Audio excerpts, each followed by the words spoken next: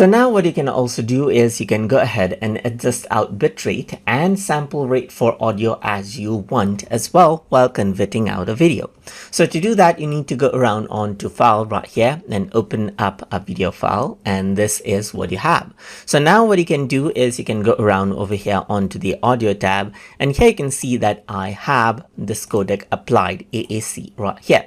So the bitrate that is set by default right here is 160, which is not very high, but if you want a high quality audio, then 320 or above is actually suggested right here.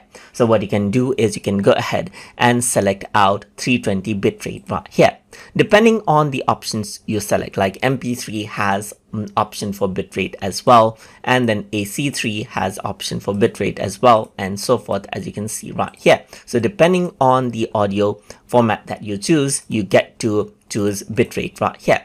Apart from that, you can also choose quality right here instead of bitrate and set for high, and it'll set out the bitrate automatically as well. So if I were to go around over here and select MKV, let's say for instance, then you have more option like FLAC right here, and there's FLAC 24-bit, Vorbis right here, which does not actually go ahead and give you. So you can see that for FLAC, it'll use its own bitrate. It won't actually allow you to choose it right here. But for AC3, which is a higher form of quality, you can see that you can go ahead and choose the bitrate as you need right there.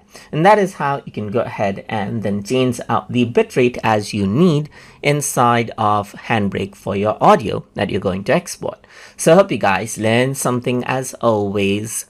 And as always, please like, comment, share, and subscribe.